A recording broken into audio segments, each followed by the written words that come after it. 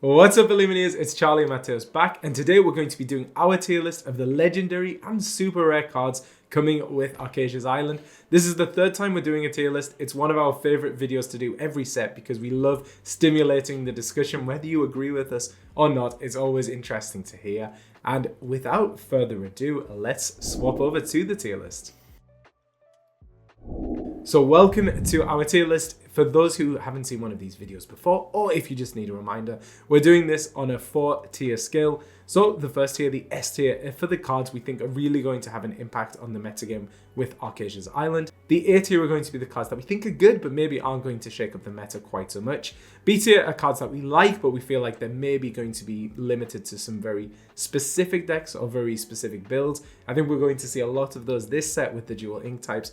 And then the C tier are the cards that we think just don't really have a place in the current metagame. So with that said, let us start off with the first card, and this is a card in Amber. It's an Amber legendary Aurora Waking Beauty, a 3-cost inkable 1/4 questing for 2. Aurora has Singer 5 and the ability Sweet Dreams. Whenever you remove 1 or more damage from a character, ready this character. She can't quest or challenge for the rest of the turn. So an interesting one there for Amber. Another Singer 5. We know from experience, Singer 5, a very, very powerful ability.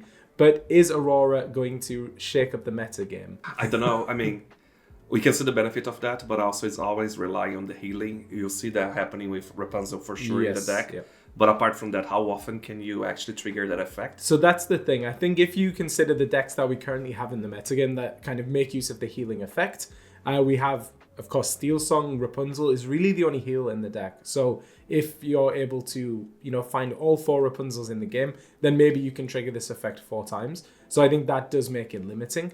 One of the interesting things is removing damage. So moving damage also counts as removing damage. So we've seen a lot of moving damage in Amethyst this set and previous sets. So maybe, she could go into an Amethyst Amber deck. We know that there's the new Mirabelle we're going to look at later. Yeah, there are some new songs, but is that a viable strategy? I think the other thing to say about Aurora is she's a 1/4, which means she is going to be susceptible to Ruby removal, like the small Sisu, like Brawl. So she isn't going to stick around as long as an Aerial. And we know that Amber decks use the Gaston because he's 3/3, means he often can't be removed as easily by some Ruby removal. It is hard because obviously you always use this to sing. That's what this card is for, right? And then when you start finding the benefits that comes from different color, you start losing a bit the sense of Steel Song. We do have items that are about healing. Maybe it's about Steel Song to change that and inject those items. But what would you remove at that point? Exactly, That's the hard part. So I do like Aurora as a card and as a concept. I think she might have her day in the future.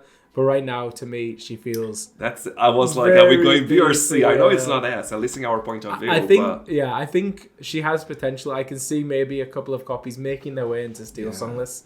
But I think she's too niche, too specific. I don't think she... So you don't think it's an A? Let's distinguish A and B one more time. So A, it is a lot of potential in different decks. But it won't break not the meta. It won't break the meta or change the meta. B is it's still a good card, but it just means that we can see only applying to very specific decks. Exactly. And that's where we're coming from. I am very curious to hear what you think about it. Please do leave a comment below, because that's kind of what we're doing here, is open those discussions. And I know some people are actually very positive about Aurora. I'm not there yet. So the next card is the other legendary we have in Amber, and that's Minnie Mouse Storyteller, 2-cost, uninkable, 1/2, questing for nothing. She has 2 abilities. The first one is Gather Round. When you play a character, this character gets +1 this turn. And the second ability, just 1 more. Whenever this character quests, chosen opposing character loses strength equal to the number of characters, equal to the number of law this character has until the start of your next turn. So another interesting abilities for sure. I think the 2-cost slot, being able to maybe on turn 3 quest for 3 if you drop 3 1-cost characters has potential. But I think looking to aggro decks and looking to which cards she might replace in an aggro deck, of course Piglet, Pooh Pirate Captain is the most obvious one. Piglet is a 2-cost inkable 2/2, and he quests for 3 if you have 2 other characters in play. So a very similar setup to get that 3 law as Minnie, but Piglet is not as fragile. He has that 1 extra strength, which means he isn't susceptible to small Sisu. He can still be brawled, but so can Minnie. And then I feel like Minnie's second ability just isn't that relevant. You can use it, yes, as a little bit of protection against maybe one of your opponent's other characters, but the fact that it's only one chosen character losing the strength, I just don't think it's going to be impactful enough to really warrant the 2-cost and inkable slot. I agree. Because again, we will see this playing on a hyper aggro, right? That's the closest approach we can think of. But then we have better options for hyper aggro. And I almost feel like she would have been so different if you had given as a base one lore. It would still be hard to run, but there is a justification because you cannot always guarantee. Yeah. Obviously, again, in a hyper aggro, you're hoping that you're going to play at least 2 characters in that turn. Yeah. So she will guarantee those 2 or guarantee-ish. So as Charlie said, would you trade that for a Piglet? I personally wouldn't because I often have an easy time actually triggering the effect for a Piglet because you're not going to play at turn 2 anyway. If you're playing correctly, the Piglet doesn't come at turn 2. It's going to come at a point where it makes sense that there's other things in the board. Yeah. So I don't see that. I think she's a B or C. Yeah, and I think especially with Mini, because it's not just for characters in play, it's every time you play a character. So, if you run out of cards, if you start top decking and you get bad top decks, that's it. Then Mini's not even doing anything. Exactly. So, and then she's 0 at the point. She has to at least have 1 to be just so I feel bad, but I do feel like Mini I think she's a C. Is definitely one of the less good cards in the set. She doesn't need, and she only has hero synergy. I just think she's it's very little. There isn't much, and to be fair, I would feel unfair to put her next to Aurora either. If you see the difference of potential, so she's a C for us. Okay, so moving over, and our next legendary card is Donald Duck, Flustered Sorcerer, 7-cost and inkable, 5/6, questing for 3, with the ability Obfuscate. Opponents need 25 lore to win the game. Now, I know Matthias loves this card, at least from the art. We're very big fans of the art. I like the mechanic, but the mechanic is very interesting. So, gimmicky. Yeah, I think a couple of things to say that I think maybe provide limiters on the card is that it's not a stackable effect. So if you have 3 Donald Ducks in play, your opponent still just needs 25 lore. And once Donald Duck's removed, if your opponent's already gone above 20 lore, then they will just automatically win the game. I think it's interesting because we mentioned that before, right? But we can see people trying to run this specifically against those decks that are going fast. Yeah. So aggro. So that's a way to prevent that.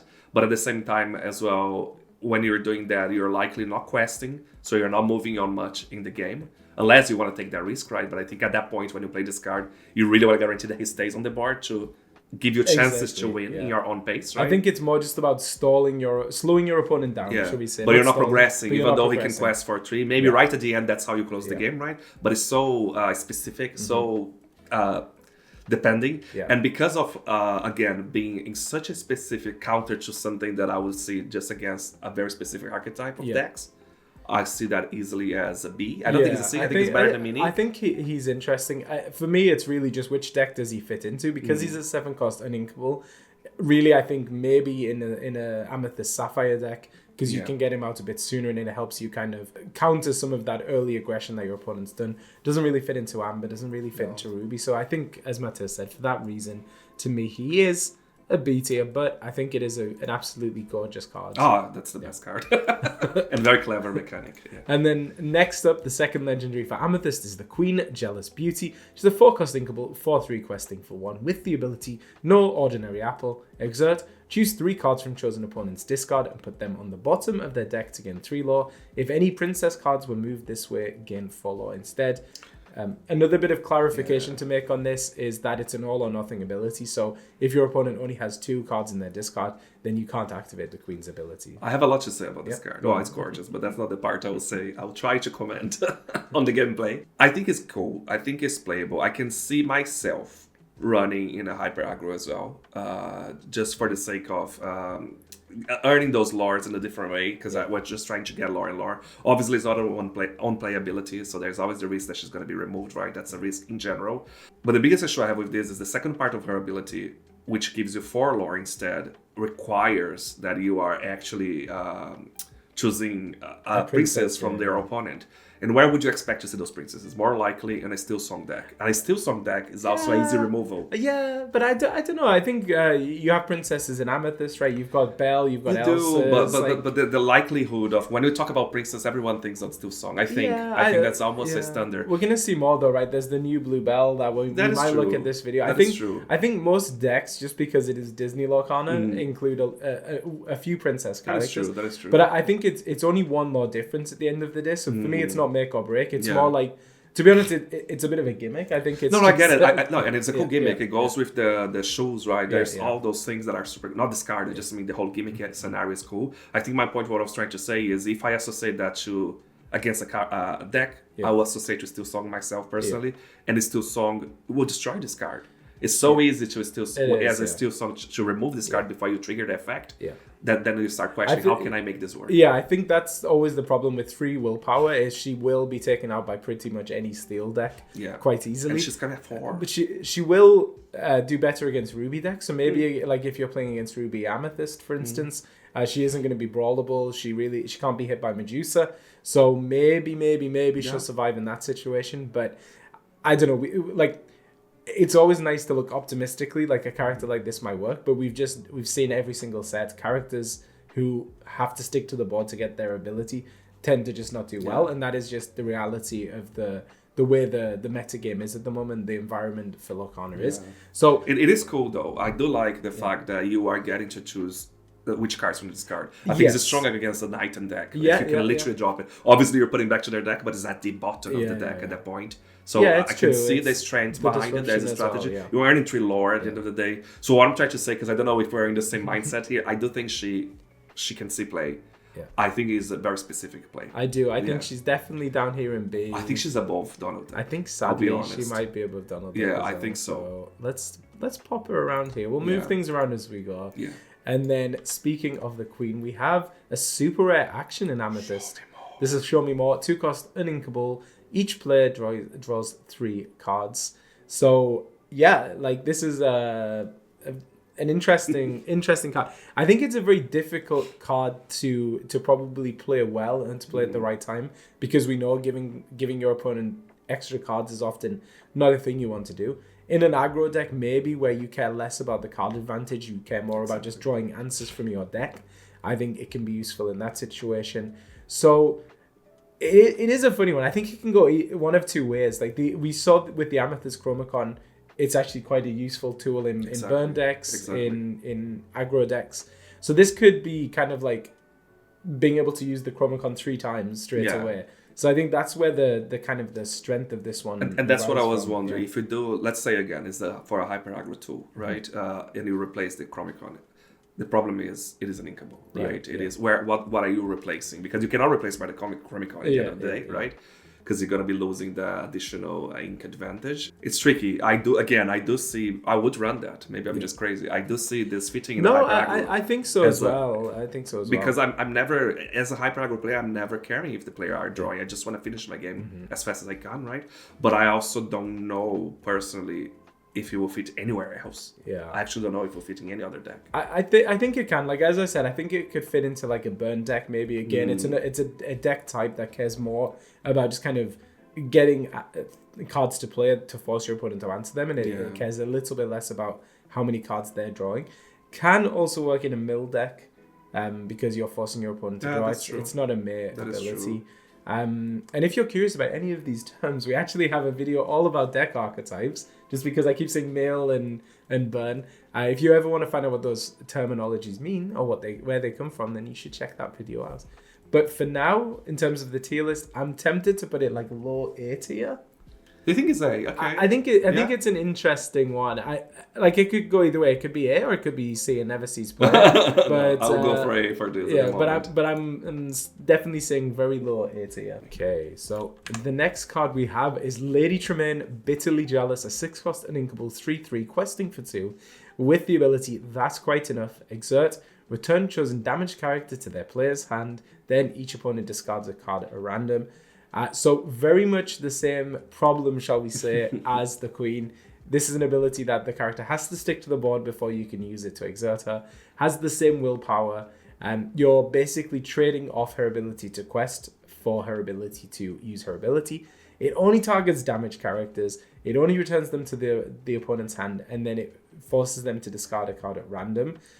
So I just feel like if you want to bounce something back to your opponent's hand and make them discard, you would just use, we don't talk about Bruno. Yes. I think this is a very, very, very clunky card that just for me lacks. There's too many requirements. Exactly. We are seeing more and more damage being loads of synergies around damage. We know, and it is increasing this set especially. So I can see where this is coming from, but it's one of those, like you said, there's so many if conditions to make something work, and when it works, you might not even discard the right card. Exactly. So, I feel like the Emerald Anna legendary that lets you banish a chosen damaged character when you play her, if you pay 2 ink, is already better than Tremaine, unfortunately. So I've got to say, I think Tremaine may be the worst legendary card this set. Do you think? Even more than Mini? I think Mini, you could make her work potentially, but I just feel like Tremaine, that ability is just so clunky to set up. Okay, let's start with that. So let's move on to the next one in Emerald. A very interesting one, actually. This is the Return of Hercules, our first ever legendary action. It's a 5 cost, inkable. Each player may reveal a character card from their hand and play it for free. Each player. So we know that being able to play things for free in Lorcana is always a very, very powerful ability. Where I think I struggle more with this is in the current game, how many cards are there above a 5 cost that you would want to play? Maybe something like, I don't know, like the legendary John Silver, who's an 8 cost. Maybe the new Tekka, who is a 10 cost. Maybe, some of those 10 cost cards. But I feel like there are just not enough of those really, really powerful cards you would want to play that justify paying 5 to do it. And there's more to that as well, right? Because we did see during the live stream on Discord with the developers, they did comment about this card because there's so many little things that were like, what's the order of the events here, right? Yes, as the active player, you will have to make the decision and reveal the card. Yeah. Then once you reveal, the opponent will be the one to reveal the card. So it means that obviously they might not have the answer to their hand, but they could be reacting to what you just revealed, and you cannot make a change after that. All the effects will go to the bag as it would, and then the active player will resolve them first. As we know, of the part I'm commenting more, the ambiguity is the order, because that makes a huge difference. So that alone already makes me question it a bit, and I think it's going to be, unfortunately, one of those cards that every time you're going to have to explain to your opponent the order. I think it's just going to happen, right? Yeah. But having said that, I've been hearing a lot of positivity for this card, a lot online. Yeah, I think you can combine it with things to make it more interesting. Because, like, let's say you have a Singer setup on the board, a Singer 3. You play this, you and your opponent each play something huge. Like, you play a Cinderella Stout-Hearted, your opponent plays something on their side. And then you just do Mother Knows Best on their character. And now you've been able to get your character out for 2 cheaper, or 3 cheaper, or up to 5 cheaper. But I just feel like right now, I can't, with the current roster of characters we have, I just don't see you getting enough value out of this. We do have strong characters in every color as well. We have the monstrous dragon, right? But I see what I mean, because you also have to have the card in your hand. You have to have that card. You need to have this card, have a card in your hand, have a card to respond to whatever your opponent plays. Exactly. So, I mean, again, it's in Emerald, so you could work it into a discard deck where you've managed to discard all of your opponent's cards, so then they don't have anything to reveal and play. But again, it requires that additional setup. But I do think it is going to be a card that gets better over time. I don't think it's there right now, unfortunately. I have no idea what your thoughts are for the rating. I'm tempted to put it here, actually, just because I'm scared of what people will say if I put it somewhere else. we need to be but to be serious, I think I don't think it's a B. I think it's at least an A. Okay. Not at least. I think it is an A. Okay. I think I could put this here and be happy. We'll see. Let's see all the cards. We might jiggle around, but we're gonna start to go to Ruby next, and a lot of those will be down there. So this is Baloo, Old Iron Paw, 6 cost, uninkable, 5/4, questing for 2, with the ability Fight Like a Bear. Your characters with 7 strength or more can't be dealt damage. So, maybe that's the character you just play with. You brought a character with 7 or more. Yeah, maybe. I really don't know about Baloo. I feel like the ability it can be powerful, but it's also how many cards in the game have 7 strength or more. You've got like a Maleficent Dragon, you've got a Maui Shark, but a lot of cards tend to kind of top out at the 6 strength. So maybe you're adding strength to characters with things like Lumiere, and it really then becomes like a combo piece in this very specific Not right thing. now. I don't understand that design. I don't understand why we have this. Like, I feel like if he was a bit cheaper and easier to remove and then was protecting like 5 cost characters. But that's the thing. Even if he was turn 3, if he can only protect 7 or more, it's just... Yeah, it's a little... Like, I feel like to make this work, you need to like build a deck around him. You need to use some very suboptimal cards to be able to buff up the strength of your characters. And it's not the best analogy, sorry to cut you. It's not the best analogy, but when you think about Mr. Big as well, or any other cards that are tweaking or playing around the cost, or sorry, the strength value. We haven't seen that with much play either. I know that's completely different. I'm just saying that card you can play so much earlier, you can see the effects so much earlier, and it felt so interesting when we first saw. We don't see people using that, unfortunately. This one is so much harder to even make. It is. I think the only thing I will say is that this set, they've given us so many effects. Like, we've got the Ruby Coil, which gives characters strength. That is true. Strength That when is you true. ink. You're right. So potentially you could buff up a Maui with using that. Yeah. You then challenge. You don't take any damage from the challenge. But again, it's just like such a combo piece. true. It's a deck archetype that I don't think exists right now. And I just don't think right now there's enough support for it. So sadly, I mean, I do think Blue is more interesting probably than Lady Tremaine, but I don't know. I'm unsure, We'll but, move I, it but around, for me, yeah. it's C for sure. So next up we have Goofy Extreme Athlete. He's a 7-cost inkable 7/6 questing for 1. He's evasive and he has the ability Star Power. Whenever this character challenges another character, your other characters gain +1 strength this turn. So we've seen for sure this set and previous sets this kind of Ruby archetype of wanting to challenge to gain benefits. There was the Mulan from the first chapter who banished a character, would give a similar effect. So it's something that obviously the game designers want to be an archetype. I think the limiting factor on Goofy is the fact that, again, it's an effect that requires him to stick to the board in order to challenge. He is a 7 cost, so it's going to be maybe a little difficult to get up to there, because by the time you play Goofy, there's a lot of very efficient removal in the game. He does have 6 willpower, which is that inflection point where he'll survive a long game Zeus. But again, I just think at that stage in the game, when you're playing him, your opponent's either won the game or you need to stall the game. I just feel like this is too much of a offensive ability rather than a defensive ability. So even though I know that it will be hard to find a place for him, but if he was combined with Sapphire, where you can actually ramp and bring in earlier, could you see the potential? Not really, to be honest. I feel like the Sapphire deck is such a there are two versions of Ruby Sapphire these days. Yeah. They're both so it's already such a tight, refined list. Yeah. I don't think you would find something like space for a card like this, unfortunately. But I do think it's a very interesting card. Like I'd love to play with this card.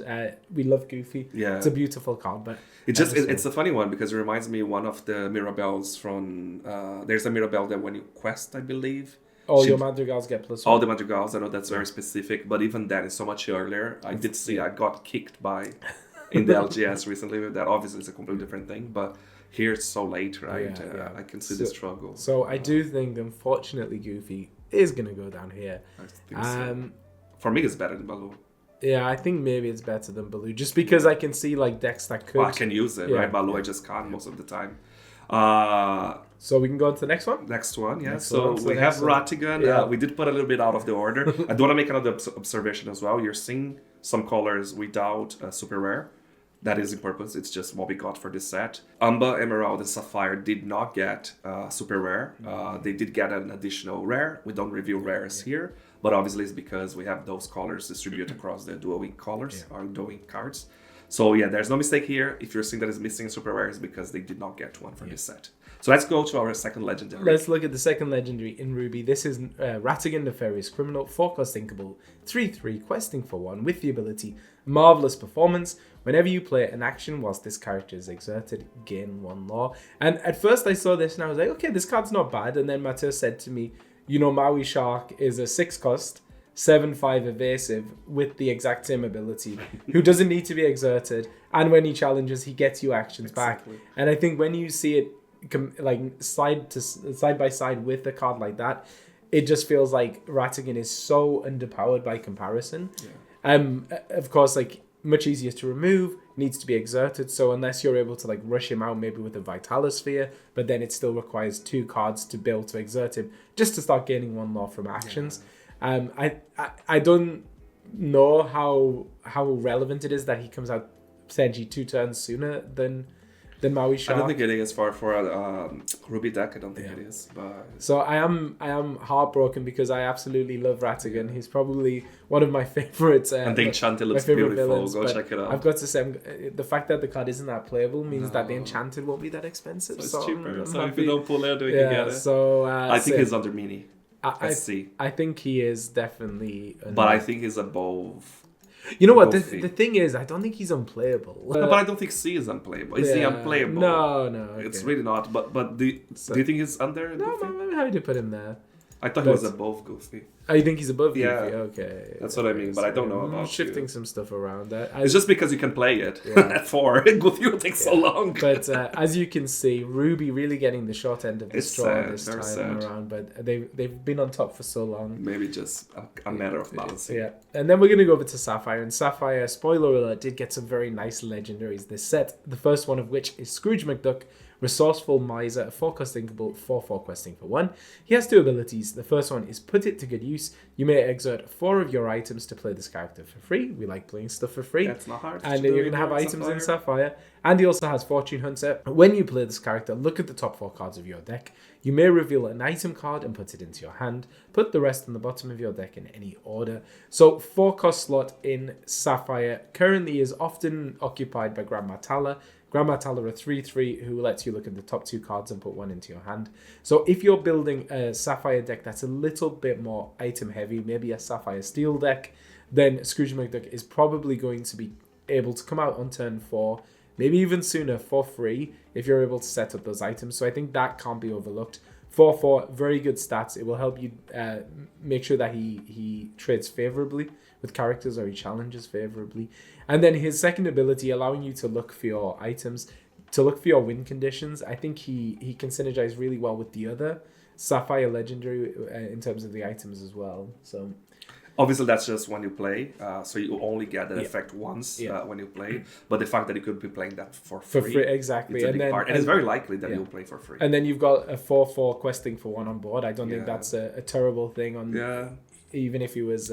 I'm not a Sapphire player. I have a hard time commenting, to be completely honest. I don't think he's an S. I know some people think. I don't think he's an S. I think he's a high A. I think he's an high A as well. And I think it's as much because you can get him out for free as much as anything. Yeah. But also that second ability is very, very relevant in Sapphire decks. And the first ability, even though we're saying it's very likely you'll be able to trigger, it is very conditional as well. It is. You might not trigger. You might not trigger, yeah. So because of that alone, I think it's probably high. But even if you don't trigger him for free, you still get his second ability. And you do, of course. There is the benefit there to look for your win condition. This card is gorgeous. And then another card I'm very excited about is Tamator, Happy as a Clam. A 6-cost inkable, 4/5, questing for 2. With 2 abilities, the first one is Coolest Collection. When you play this character, return up to 2 item cards from your discard to your hand. And I'm beautiful, baby. Whenever this character quests, you may play an item for free. Again, playing anything for free is incredibly, incredibly good. Of course, Tamato does have the same downsides as cards like Tremaine, as cards like the Queen. He does need to stick to the board. But the fact that you're going to be getting the use of his on-playability already, pretty good. Being able to return 2 popsicles from your discard, already a great ability. Because he's in Sapphire, you can probably play him maybe turn 4, turn 5, so you get him out a little bit sooner than you would normally. And then if he does stick, his ability is incredibly impactful.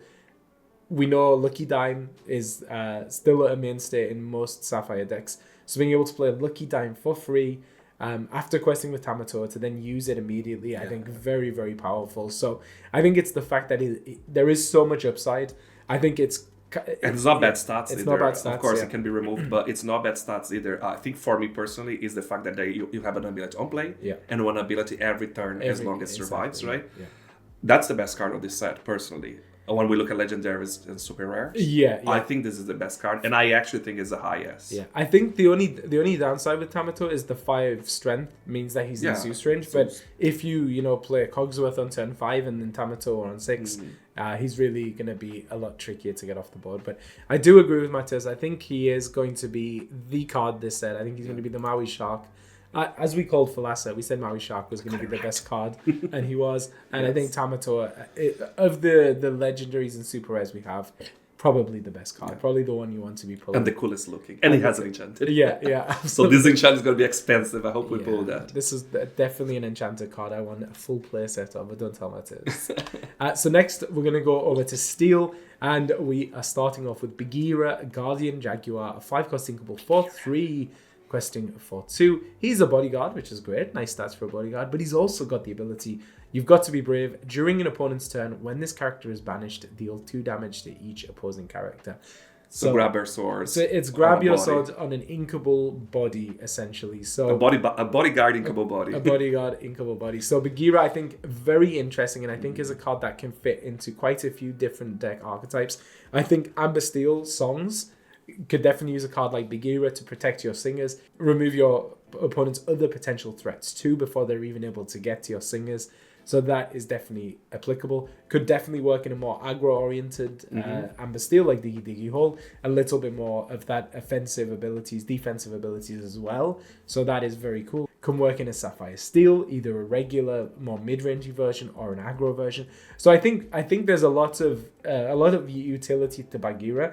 And really, unless you're using him to challenge or he gets like put into your Inkwell or something, his ability is going to trigger.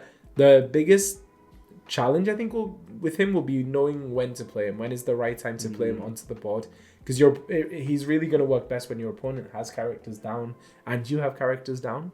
So we'll see. I do like it is hard, but it is cool. Like I said, he's an offensive defensive character. He's fully like that. It's all about that. It's all about protecting and questing. You're never going to use for attacking. I don't think you should, or for challenging. And he's even designed that way because it's only during opponents. That's what I mean. So it's all about make sure you're protecting your characters. Make sure that you're earning those lore and putting the pressure to putting the opponent's hand to take him down. And then at the point, you did it well. And even if they banish him, and it's banished. It's not just be a challenge. It's any form. So of even banishing. if they hit him with a long cane Zeus or something, he's still going to be doing that 2 damage to it's all a the people. lot. That's true. I actually. Design-wise, I think I said that earlier. That's one of my favorites as well. It's very interesting design. It makes me want to go for steel because we've been seeing some really cool steel cards. I would like to say Zess. I don't know if you agree. I think I could be persuaded. I don't think it's that high, but let's see what we have. I think because again, it's like ability that you're almost guaranteed to trigger. Yeah. But the problem is finding when to play. Exactly. That's what we say. So I don't know if it's S because of that. I think it could be. I think we'll see this guy taking place in a lot of decks. So next up, the other legendary in steel is Mickey Mouse Inspirational Warrior. 2 cost uninkable, a 1/1 questing for 1 with the ability Stirring Spirit. During your turn, whenever this character banishes another character in a challenge, you may play a card for free. And another card this set that lets you do things for free. And I actually think Mickey, especially when I compare it to something like the Return of Hercules, Hercules lets you and your opponent play a card for free on turn 5. Okay, it is what it is. Mickey can potentially let you do the same thing on turn 3, and it's only you playing that character. And I think that has a lot more upside. Of course, it does require the setup. You can't, Hercules, you can just play the action, it's done. Mickey, you do need to challenge with him. So to survive and challenge and win the challenge. Yeah, exactly. You have to survive a turn. So he can be paired with something like the Vitalosphere. I think this is the most obvious use case for him in a Ruby Steel deck. So you play the Vitalosphere on 1 or 2. You play Mickey on 3. And then use the 1 extra ring to banish the Vitalosphere, give him Rush, he becomes a 3/1, and then you're very likely to take out a character, and then you're able to drop something like Goofy Knight for a day. So for that reason, he is a combo piece. Like I think you will not be playing him down and expecting him to survive a turn, because his survivability is going to be low. He can be taken out by Steel, he can be taken out by But that's what Amethyst. I was about to ask. As a turn 2 character, until you can use it at turn 3, are there a lot of removals at that point if you start? It depends, right? I guess on turn 2. Maybe against Steel Song. Again, like Steel Song has removal. We've got removal in Ruby that can take him out. If you play him, your opponent just won't exert their characters. Like they won't exert characters with low willpower, so they can play around it. So I think you really need to set up the element of surprise, and you do that with a card like the Vitalosphere. But yeah, maybe if you're using like a Pocket Watch, I think anything that provides you rush, anything that provides rush combined with Mickey can be quite powerful. So I don't think he's going to break the meta. He's going to be a beast against Hyper Aggro. So don't want to say that he is going to be a beast against Hyper Aggro. I think he's A. I think he's A. I think he has more upside than Return of Hercules, but I think just because it requires a bit of setup, it's not the... I don't know. Well, I'll be very honest. When I saw this card first, I was like, this is bad. Like, we were waking up, right? I said, this is bad. But then I've been listening, hearing, and checking and looking. There are so many potential. It's just you really have to find a way to trigger, right? Yeah. But I can see people just trying and actually getting something cooked. So let's leave him today. He is probably the card that will be so wrong, but we'll find out. Yeah, we'll see. So the next card we have in Steel, and we used to actually call the C tier the Gantu tier, but we had to rename it because of this card. This is Gantu, Experienced Enforcer, 4-cost and inkable 2/4 questing for 1. And he has 2 abilities. The first is Close All Channels. When you play this character, characters can't exert to sing songs until the start of your next turn, and don't get any ideas. Each player pays 2 more to play actions or items. So Gantu really is going to be a card you play to stall out a game, to give you that extra little bit of time to close the game on your side. So I think from that respect, he is a very interesting card. It's a very interesting design space to be basically putting attacks on actions and stopping the singing. So it means that, on turn 6, you can play Gantu, and now on turn 7, your opponent can't play Be Prepared. But his actions and items, this doesn't apply to singing songs. It doesn't apply to singing songs, though, So that's when we say the singing songs part is only when you play. Yeah. The effect is gone after that. And then after that is more concerned to actions or items unrelated to singing. So that's the part. So you could still go around and take it down, but he would have survived 1/3. Exactly. At least song-based. And I think in my mind, straight away as well, I was like, okay, but he is a 2/4. He could be removed by Brawl. But actually, no, because if I'm using Brawl at turn 3, I would need to pay 5 at that point. Exactly. So he will survive at least 1 or 2 turns. And I think if your opponent's spending 5 to remove Gantu, then there's something wrong. They're not doing something else. Exactly. And I think that's the very important part. So I do think Gantu is going to be up here in the A tier. I'm not sure how well he's going to do, but I feel like there's a lot of upside, a lot of potential. So the shame is uninkable.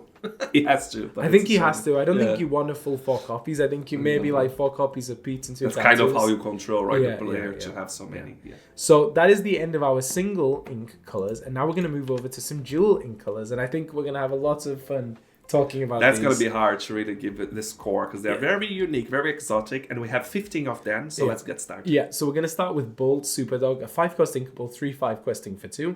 He's Floodborn, so he'll shift in at 3. He has 2 abilities. The first one is Mark of Power. Whenever you ready this character, gain 1 lore for each other undamaged character you have in play, and Bold Stare, banish chosen illusion character. So I think the first ability could be quite interesting.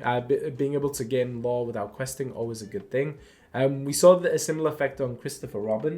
The difference with him is he was a 6-cost. He wasn't a Floodborn, so it was very difficult to pull off. But with Bolt, maybe if you put like a Bagheera to protect him, maybe he is going to survive long enough to ready. And it's 1 lore for each undamaged character. Most of the time, your characters are either defeated, banished, or undamaged. Most of the time. And in a color like Amber, maybe you want to actually build like a very like healing-oriented deck, and then you can be healing your characters. I think it's quite good. The second ability is very gimmicky, right? I'm curious to see if it takes effect on maybe the Luminous Quest Jafar. I think, something. What was interesting, because we saw this and we said the second ability is really going to depend on how many illusions we see this set. I think we saw 2 or 3. Like, there weren't very many at all, right? There's the Cobra, there's the Treasure Guardian, I think. Yeah, there was the Iago, right? Iago. So I think there were maybe 4. 3 or 4. So right now that's not that relevant. It's a very specific ability if your entire metagame is filled with illusions. But I think we're going to see with some of the other dual ink colors, they're very, very specific to a deck. Which is cool. Which is cool. But I think Bold has maybe a little bit more potential than those in some other decks. I think he's a low B. I think he's a low B as well. Low, yeah.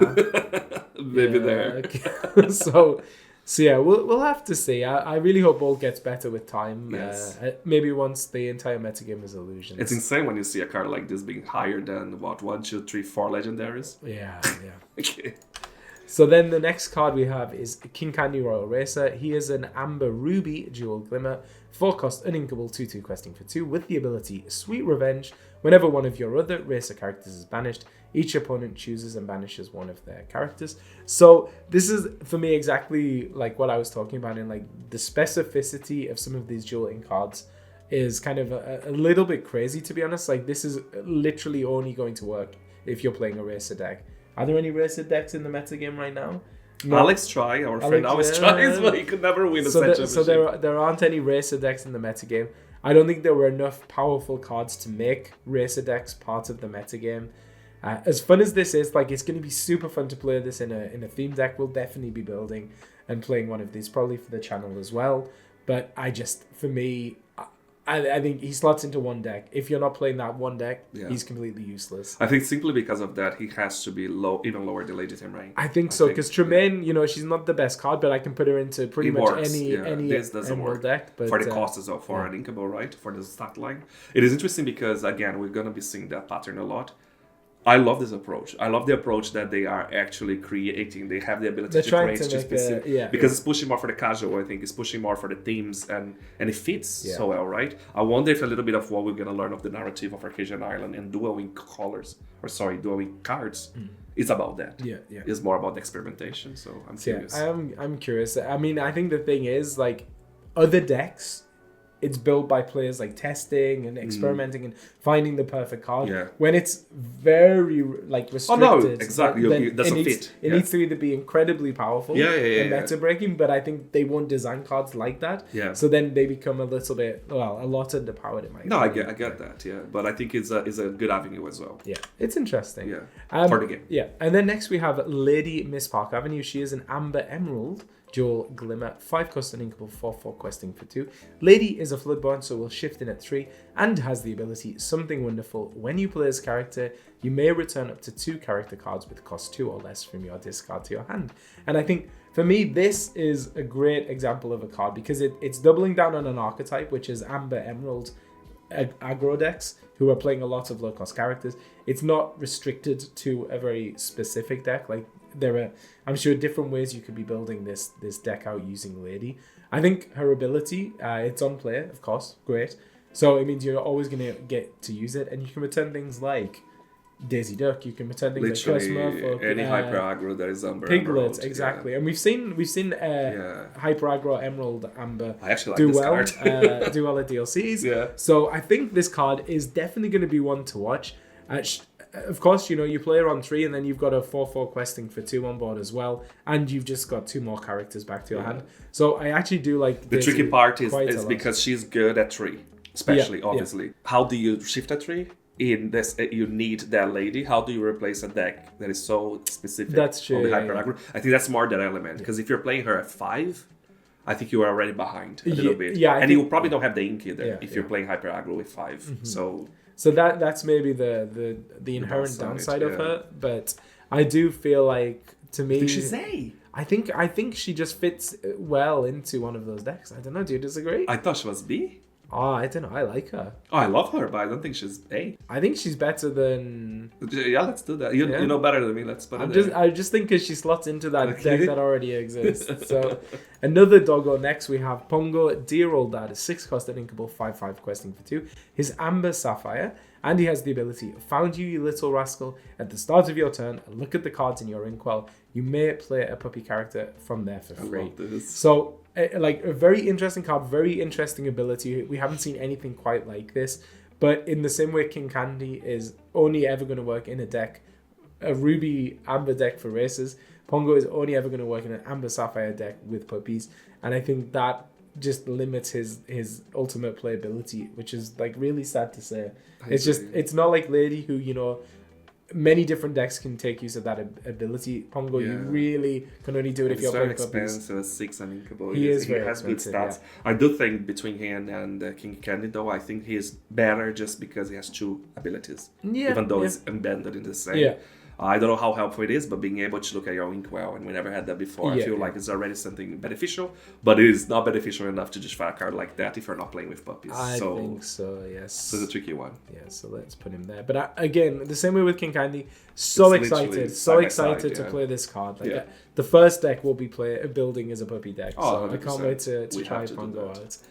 And then next for us is going to be up in Amber Amethyst. This is Mirabelle Madrigal, Magically Talented, 6 cost, Inkable, 2/6 questing for 2. Mirabelle is a shift 4 and a Floodborn, and she has the ability Her Own Special Gift. Whenever this character quests, you may return a song card with cost 3 or less from your discard to your hand. So it's not a bad ability. Again, Mirabelle Floodborn, so you can shift her in on 4, quest immediately and return a song. The fact that it's limited to 3 cost songs, there aren't that many great 3 cost songs in either Amber or There's Amethyst. a new song. We're not going to talk about it, but it was coming from this set. which will rely on that synergy. Yeah. Well, I can't remember what it's called. Is it Look at This Family? No. This is my family. This is my family. Or there were so many songs now. But it's almost like this card was designed for that in a way, and I think it was. So but again, it's like even though she's a Madrigal, it's an ability that could work in a Madrigal deck. It could also work in maybe a more mid-range Amethyst deck. So which songs we have that it's cost 3? Friends on the Other Side. You could grab Be Our Guest. You could grab the new one that you talked about, World's Greatest Criminal Minds. So there are some in those two colors. They're not very impactful. No. It's not like you're pulling a Steel Song out of your discard. So, but I do think Mirabelle, to me, she occupies a similar space to Bolt. Like she could fit into these decks. If she does, her ability is okay. But we do have a lot of shift targets, a lot. So that element true. We do, so that's a good thing. I think both is better personally. Both is better, yeah. Personally, maybe because I think you can trigger that effect more frequently. But perhaps. That's me. Okay, so then we'll move over to Jafar, newly crowned. He is an Amethyst Steel Dual Glimmer, 4-cost inkable, 2/4 questing for 2, with the ability, this is not done yet. During an opponent's turn, whenever one of your illusion characters is banished, you may return that card to your hand. So a little bit like Mickey, Playful Sorcerer. With the brooms but here's with illusions, So Wayward Sorcerer, sorry, not Playful Sorcerer. So again, Jafar, like right now, if there are only 4 illusions in the game, we know that Cobra is a very, very good card, but so I have 4 at least. 4 Cobras. 4 copies of Cobras. Like Iago, very good maybe stats. 4 Iagos, so 8. So there are some, but I just feel like this is a 4-cost card. I don't think there are enough illusions to justify a fully illusion-based deck. Because of that, I think you won't care that much if they're banished. You're really just trying to... I mean, the Cobra especially is an unplayability. Yeah. So I just feel like Jafar is limited by that now.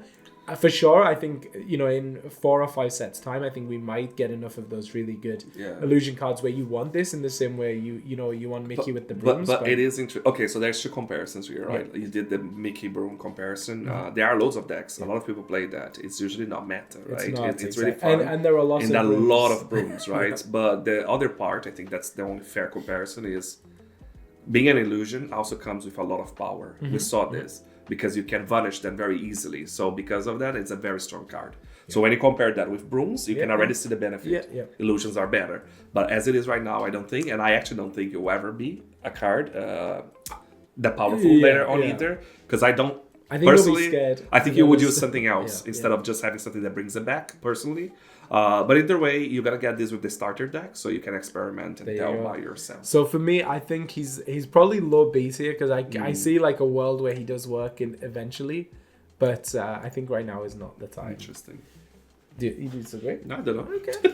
So next up, and this is in Ruby Amethyst, we have Tekka Elemental Terror, a 10-cost inkable, 12/12, casting for 3. She's a Floodborn, so she'll shift in at 7, and she has the ability Ancient Rage. During your turn, whenever an opposing character is exerted, banish them. So it is a powerful ability, being able to just banish by exerting characters, But I think the problem with Tekka is you need to get her on the board. She is very, very expensive. Maybe you can shift her on at 7. But no one plays another Tekka to shift at 7. Yeah, there aren't any very good shift targets for her. And then, okay, so maybe you play her on 7, and then on 8 you play Elsa, you exert 2 characters, you banish them. That, I think, is like the best case scenario. Yeah. The reality is you're probably going to play her on 10, if you play her at all. Then you need to play another character afterwards to start exerting her. Then it's usually 8 or 7, unless you're shifting. Yeah. There are a lot of cards this set, the Elsa and the baby cards. Options, right, to exert. There are ways to exert, like the little Pinocchio. The problem is, like Tekka, you need to build a deck around her, a deck all about exerting, and you need to get to that cost. And I think by the time you play Tekka, there are so many removal options. Not in like Steel would struggle to get Tekka off the board, but Ruby, Emerald, so many different colors that would be able to deal with Tekka. So it's just too late. Even at 7, it's too late, and obviously otherwise it'll be super imbalanced. Is the fact that the effect only takes place in your turn. Only if you're obviously, otherwise you're gonna get so many of the opponents out of the board. So it's a little bit gimmicky. I really want this to work, and at the same time I don't, because I think it will break so much if it works so well. But I love it. It's so beautiful. I love the idea. But again, not a Tekka. Where do we think? Somewhere where in C? Yeah, that's sad, isn't it? Well, above the puppy, I think. You think above I the don't know, puppy? actually. I know this I actually one's a don't hard know. one. I feel like at least the puppy you can play in a puppy deck. I don't know which deck. Exactly. Okay, let's leave So- everyone. I'm sorry, Taka. and then next we have Yzma above it all. She's an Amethyst Emerald dual type limit, 7 cost inkable, 3 questing for 2. Floodborn, so she will shift in at 5. Evasive, and with the ability back to work, whenever another character is banished in a challenge, return that card to its player's hand, then that player discards a card at random. So similar-ish effect to Lady Tremaine. Important to note that it's both sides of the board, so your side and your opponent's side. And I think maybe you would use this maybe to challenge and then return one of your own characters back to your hand, like a goat or something like that. So if you're building kind of a balanced deck, maybe you can make use of Yzma. But I struggle. It's a hard one. I think the problem with this is it's super, super cool, right? It's evasive as well. What is tricky is because it triggers on both ends, as you said, sometimes you actually don't want to run the risk of discard a card that you don't want. Yeah. Because it's going to come back, and then randomly you're going to have to take a card out. Yeah. So you almost only want to play that when you don't have anything else, or, well, actually you have to have at least a card, right, with this. But I don't know. I would be so scared of the consequences. I feel like the downside, Yeah. for me, I think if I wanted to be bouncing my opponent's characters back, I feel like I would rather use something like the Emerald Chromacon. I feel like that is a good tempo loss. Like it's a good way to kind of maintain tempo on your side of the board. I just don't know. I'm not convinced, unfortunately. I have a hard time as well. I do think, however, that we'll see way more playing than anything we see as C. She might still be C. Yeah. But I think she's going to be above even Mini. Yeah, I would agree with that. I think people will to do try. some organization. Yeah, I'm here, sorry. It was bound to move around. But yeah, I think she's probably. I think she's the best of the Cs. Yeah, which breaks my heart because I love Yzma. And again, we can finally build Emperor's New Groove card. I'm so excited. Because it's fun. All those mechanics are fun. That's the thing. I might not win a prize, but it's fun. It's going to be fun. And then next up, we have Elsa Icemaker. She's an Amethyst Sapphire Dual Glimmer. 7 cost, uninkable, 5/5 questing for 2. She has a Floodborn, so she'll shift in at 4. And she has the ability Winter Wall. Whenever this character quests, you may exert chosen character. If you do and have a character named Anna in play, the chosen character can't ready at the start of their next turn. So I was going to say, if you have her and Tekka, then you can get the ability, but they're not. They're different dual ink types. And I was about to say, if you have 17 ink to play them. No, I'm joking. So a little bit more board control there with Amethyst Sapphire, doing what that deck really wants to do, which is exerting characters. So I could see it maybe finding a place. She is a 5/5 questing for 2. I mean, even if you don't shift her in a Sapphire deck, you can get her out way sooner. But it does also require to have the Anna in play, which, I think it's interesting. I'm struggling a bit with this one. You don't need Anna, right? Yeah. Anna is just an additional benefit because he holds the player on an exert for one more turn. Yeah. So there's still a value. Yeah. It's C. I think for me it's still C. I'm just trying to think, is it higher than Yzma? Is it lower than Yzma? I think it's more relevant than Yzma. I think so. I think because it's Elsa, there's so many targets as well. Yeah. People like playing with Elsa. Lots of Annas as well in the game. And people want more card for Blurple as well, I think. I think it's going to be interesting. So we'll move on next to a card in Matthias is very excited about. This is Queen of Hearts, Unpredictable Willy. She's an Emerald Ruby Dual Glimmer. 5 cost, uninkable, 2/6, questing for 2. She's a Floodborn, so she'll shift in at 3. And has the ability, if I lose my temper, whenever another character is played, put a damage counter on them. And I think this ability has a lot of potential to become very, very oppressive. It basically shuts down aggro decks. Like, if your opponent is playing, Lilos and they're just getting a damage counter put on them straight away, then it's devastating. It does affect your own characters as well. It does affect your own characters, yes. So it's one of those, like we were talking about Yzma and so on, it will affect your own character. So you need to be careful when you play something like this. Exactly. And she's Bloodborn, so because you can play her on 3, we do have a queen who is played on 2 in Ruby, so she does have a shift target there. So I think this one could be an interesting one. I don't think the deck she goes in exists yet. I think we might see a deck this set that's kind of built around her ability. And that's very important to say, actually, because obviously we're not reviewing cards that are under super rare.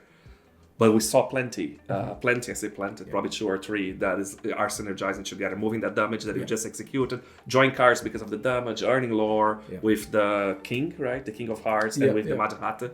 So I think this is the immersion of Emerald Ruby. Yeah. And that's what makes me especially excited about. And I like the effect as well. I think it's super, super cool. Where does it go? That is a I tricky actually one. think, of course I would say that, but I think it's the highest C if we do put on C. I would actually be tempted to put her in B. Yeah, I just didn't think you agree with me, No, but I think it's better than both. I think so too. I think, as I said, we haven't seen the deck that she goes into yet, but I think it's going to be built. There's so much potential. We'll have to see how competitively viable it is. These colors aren't normally a color pairing we see that often, but we shall see. It's easy to be removed, obviously, by another Ruby. If you're going against Ruby, it's super, super easy. But you're shifting a tree, so maybe you do get more some value difficult out to of be it. removed by steel. So, And we'll put the player in a position where they have to act, so they might use against her instead of removing something else, right? So Exactly. I like this a lot. So next up in Emerald Sapphire, we have Hiro Hamada, Armor Designer, 7 cost Inkable, 4/6, questing for 3. Hiro is a Floodborn, so we'll shift in at 5, and has the ability You Can Be Way More. Your Floodborn characters that have a card under them gain Evasive and Ward. So I hope you like this card, because this is going to be the set championship card this set. This card many forms. Yeah, and it's also got an Enchanted, so you're going to see 3 different versions of this card, which is very exciting. We love Hiro Hamada. The thing I'm not sure about this ability. So I was listening to Zansayed's podcast right before this, and I was actually quite excited about this card, and then he asked, like, how often do you have multiple Floodborns in play that you've had to shift in to get them there? And maybe 1 or 2.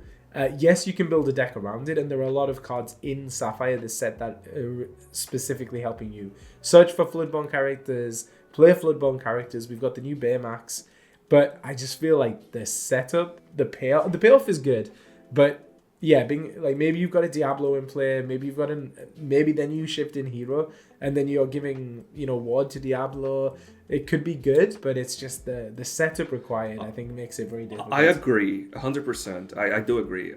But I also see this card, even if this card didn't have this ability, it has quite a good stat line. If you can shift a 5. Yeah. Right? It has it's harder to remove. I think, right? So him on its own. Him getting Ward and Evasive on his own, if you shift him, is pretty good. Exactly. It's then you don't get to give it to all the other characters. But that's it. I am myself, as long as you shift, right? You're only using this card if you can shift. I have Evasive, I have Ward, I quest for 3, I have 4, so it's hard to get removed, and then I have 6, so it's hard to be Zeus or something else. Well, you can't see he's got Ward. You cannot even Zeus. You see it, like you just sold it to me. I think this is B. I think it's B as well. But I wanted to be more excited about it. But I know, and I think he's above the Queen. Above the Queen, that's good, because there's a slot right there. There you go. So, what do you think? Yeah, no, I think I tend to agree. To be fair, he's above Donald Duck, really. I just prefer Donald Duck, but he's above Donald Duck. Yeah. Is it not? You don't think so? Because who is going to play Donald Duck? No one will. I'm not sure people, maybe Milka. Right? I think people look at that. This. Hiro Hamada climbing the ranks. You don't think? You can disagree. You know better than me. I just don't. I think, like, it's such a specific deck. You need so many things to go right to get the use of his ability. No, I get that, but we're looking at 2 cards here, right? We're looking at Donald Duck and the Queen. Would you see people playing those more, apart from the chiselness behind it, which is amazing? But they can go into more decks because they're not dual ink. Like, Hero can only go into that one is deck. true. That's, like, for me, such a no, that's very true. I didn't think about that. It's okay. We're back down. And then we're not going to discuss this one anymore. That's true. I forgot that we need to think about the limitation as well. Yeah, that's right. So that's Hero. And then next up, we have Emerald Steel. This is Pete, Space Pirate, 6 cost, Inkable, 5/5 questing for 2. Another Floodborn, another dual ink Floodborn, shifts in at 4 with the ability Frightful Scheme. Whilst this character is exerted, opposing characters can't exert to sing songs, and your pirate characters gain resist +1. So we've seen lots of support for Emerald Steel Pirates. Another Emerald Steel Pirate support here. I think can be a nice bit of disruption for those decks, being able to give your characters resist and also prevent other characters from singing songs. If you play him on 4, you've got a 5/5 questing for 2. I don't think that's bad stats at all. And we do have the 3 cost Pete, who is the perfect shift target. That's what I was about to say, because at that point you already got what you wanted to get out of Pete, and now he gets better because he can shift in the turn after. Because I think, like, imagine you play Captain Hook on 1, you play Smee on 2, Pete on 3, shift Pete on 4. Now your Smee is protected from damage if your Captain Hook gets banished. He gets resist, so because he's never going to be damaged, right? Because he's resist. So every turn when they exert, he's not getting damaged. Exactly. So it's an interesting one. Again, I think he is maybe limited to those pirate decks. I mean, maybe even maybe even a discard deck, like a regular discard deck, could make use of a couple of copies of Pete just to disrupt their opponent. Like, not being able to sing songs is maybe one of the ways that other decks can get back into the game against discard. So if Pete's preventing that, and he has himself the resist, and he himself has resist, Interesting. Yeah, so I think actually, like, I would be tempted to put him maybe above Hero. Okay. I think he's just got a little bit more applicability. Yeah. Is he? Especially in your decks. I might even be tempted to play him above. How about the discussion we just had? I just feel like he's got more use cases, right? Yeah, like the other ones maybe go into a specific deck. Pete can maybe go into a couple. So. Yeah. And then next up, we have Belle, Mechanic Extraordinaire, 9 cost Inkable, 7/7 questing for 3. Another Floodborn, she shifts in at 7, and she has 2 abilities. The first one is Salvage. For each item card in your discard, you pay 1 less to play this character using her Shift ability, and Repurpose. Whenever this character quests, you may put up to 3 item cards from your discard on the bottom of your deck to gain 1 more for each item card moved this way. So we did see a new shift target for Belle in the 3 cost slot, so we do have a very relevant shift target for her. Being able to reduce the cost with items could be very good as well. I think the problem with Belle is it feels very hard to do, even with like those things said. I feel like you're not going to be able to get her out that much cheaper, and then I feel like her other ability is maybe not that relevant either. And also, she's in a color pairing that is like so stacked with good cards. I just don't see you being able to fit Belle into that deck. If we do put the other Belle, do you think people would put this one? Probably not. I think you would rather play something else. With, yeah, right? I think you would rather play your Maui Shark or your Tamatoa, to be honest. She's very likely to be able to be played at turn 5 or 4. Though. Yeah. Or even earlier, because you're going to have so many ink. Yeah. So if she's coming at turn 4... Yeah, if she comes in at turn 4, but again, it's just like... what you take out of the deck to put her in, and Do you think if she was just Sapphire, it would be so much easier to use her? She'd be more usable in different situations. You could try with Steel, right? You could try with Emerald.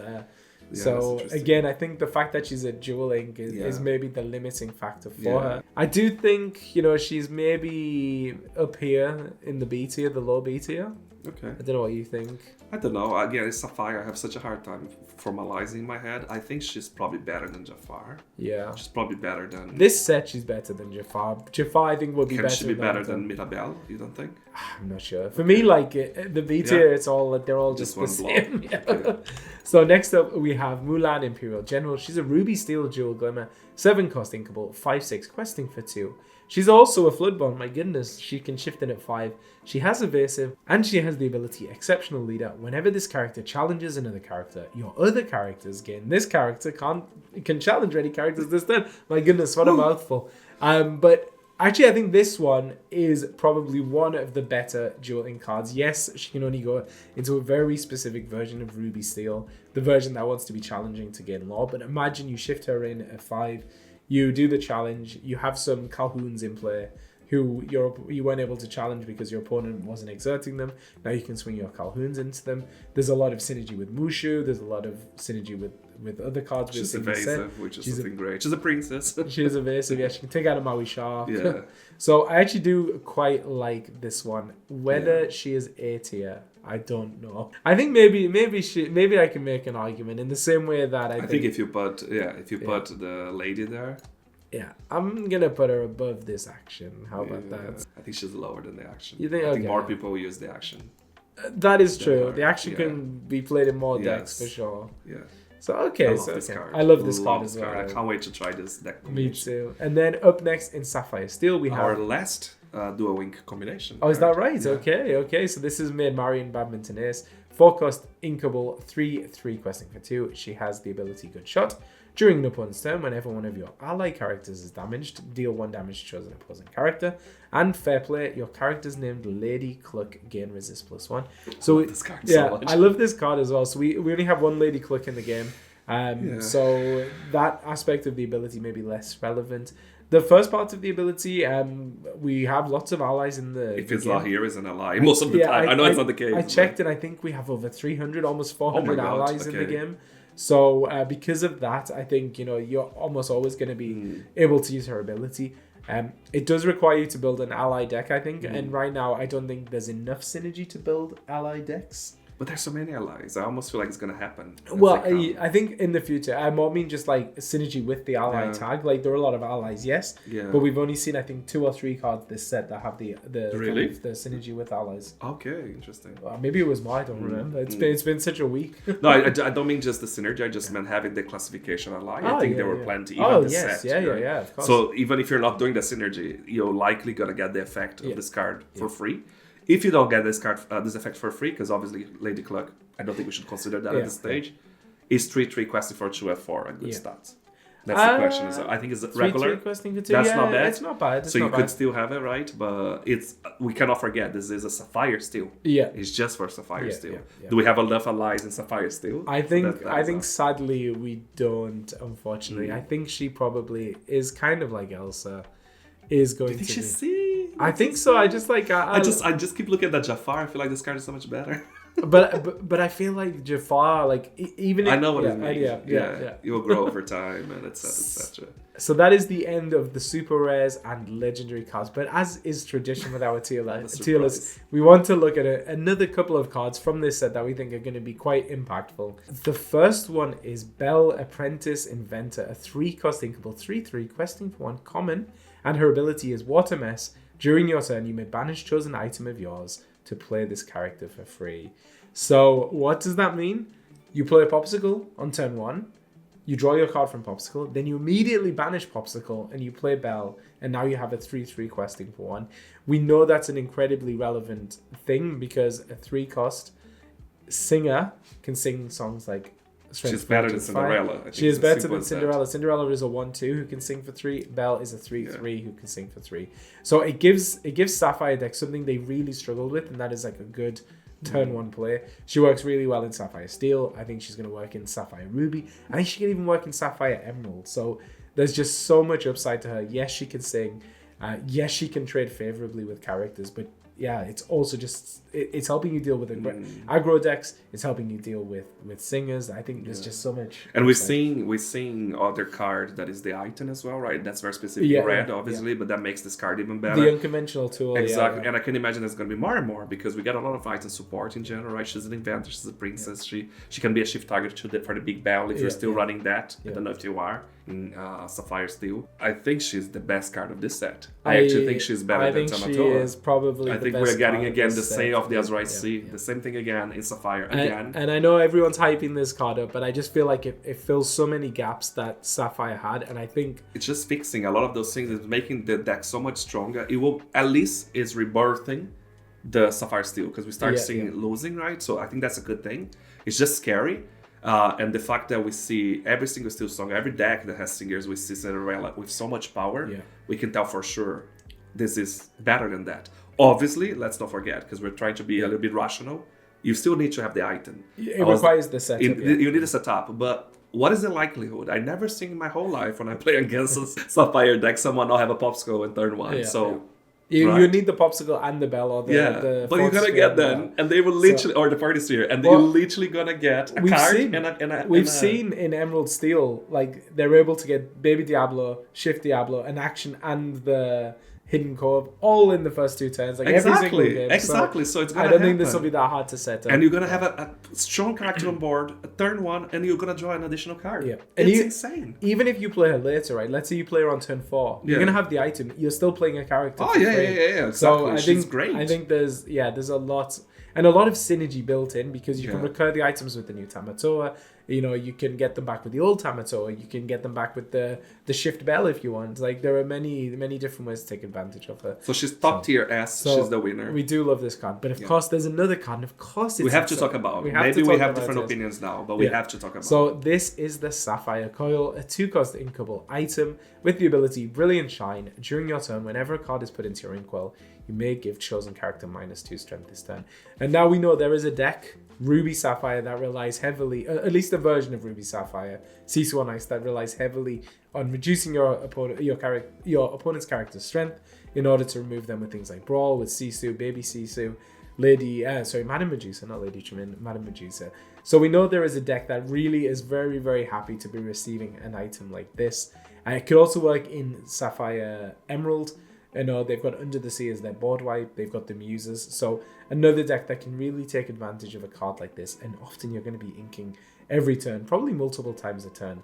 But it means that, if you have 2 of these out and you do Sail the Azurite Sea, you could reduce Maui Half Shark to 0 strength. Like, that's the reality of this, which puts him in range of like a baby Sisu. So this is an incredibly, incredibly, incredibly powerful item. However, the downsides of it is a 2-cost item, which is great. It's cheap. It's inkable. It's inkable. It's the only coil that is inkable. Let's talk about that as well. But the issue is Sapphire decks want to ramp on turn 2. They want to go from 2 ink to 3 ink on turn 2 so that they can play 4-cost characters on turn 3. And it's that kind of tempo is what makes the Sapphire deck so dangerous. Now, the question is, do you play this on turn 2 instead of ramping? I think against other Sapphire decks, that will put you at a disadvantage. Maybe against other decks that aren't running Sapphire, you may choose to do this rather than ramp, rather than gaining that extra ink. But Sailor, who is one of the best players of Ruby Sapphire, did say that he feels like this is maybe more of a later game item. You play it once you've got 5 or 6 ink, you play this down, and then it helps you control the game at the later stages to be able to finish it off. And maybe that's how it's going to be played. You're going to play ice blocks early, and then later on you're going to pivot to playing the coils. And you can place many, right? Exactly. That affects stocks, right? Late game you can play 4 of those, right? Yeah. Right. But I know some people haven't been as high on it. I think the fact that it does make those Sapphire players not be able to ramp on 2 is maybe the biggest downside. But even so, like, I think this item is going to be really, really crazy. And I think it's this, along with Bell, is what's going to shape the meta game. I agree. I wish, because again, I cannot understand their balancing, right? I'm sure they know what they're doing. I wish it was an inkable. I think that would have been the fair thing. If it was an inkable, I don't think it would have been played. I think some people would. Maybe right? as a late copy, game or whatever. but, I just feel like that's the fair approach to this because it's such a strong effect where the meta is at the moment. It's just crazy to give even more ice blocks in an easier way to execute. So I've got to say, I do think that this is A tier. I am tempted to just leave it here because there's a nice slot for it. Do you really? Okay, I'll put it above Scrooge. I think it's above Scrooge. There we go. Come on. I'm just being lazy. Yes. So there we go. That is the last card. And delete. There we go. So that is the last card. We want to leave this on screen for a second so you can look at what we're doing here. As we said, for S, we're really thinking Bell is the best, and then followed by Tamatoa and Bagheera, and then the rest with all the dueling cards is so hard to put that in a high spot just because it's so specific, even on the color combination. I think it is. It's more difficult than it ever has been to rate some of these super rares. It has been, yeah. And I think they, like, as we said, like, a lot of these could go one way or the other. Like, I think there are cards that might surprise us. Not Tekka. I don't think Tekka is going to surprise us. But, like, Lady could do really well. She could do really bad. Yeah. The Return of Hercules could be way better than we're predicting. And I think particularly I'm curious with Mickey. I really don't know. I'm having a hard time. I really want to see what's going to happen. And I don't want to get disappointed by Bagheera. So let us know, do you agree, or more importantly, do you disagree with our rankings? Let us know in the comments. We love hearing it. We love hearing different opinions because at the end of the day, this is just a way to stimulate a conversation and talk about this game that we love. We're completely fine to be wrong. We know that we're going to be wrong. We're happy to be those, wrong, right? I think that's the whole point. We just want a healthy conversation. This is a space for that. Share your ideas. Challenge us on what we are thinking. Maybe you're going to tell us, look, Tekka is the best card ever. Let's bring her up there, right? Prove us wrong. And that is amazing for that. Thank you so much again. We really appreciate it. And I think it's always good when we get to this point of the review season because it feels like it's ready to get ready for the next set. We can take a step back and start looking at where the game is. And understanding everything. Yeah, so it's amazing. Yeah. So if you enjoyed this video, be sure to hit the like button and subscribe because we're going to be covering all of the ARCHAZIA'S Island release. We're going to have the starter decks. We're going to have box openings. We're going to be doing all of that fun stuff. So be sure to subscribe so you can stick around for all of that. And don't forget to check the description of this video to find the link for our Discord server. Come join the Lorcana family and let's discuss those things all together. Yes, absolutely. And of course, a huge shout out to our YouTube members. We really appreciate all of the support. If you'd like to become a YouTube member, you can hit the join button down below. You can get early access to videos and exclusive channels on our Discord to come and talk to us more personally. Thank you so much again for watching, and until next time, happy questing.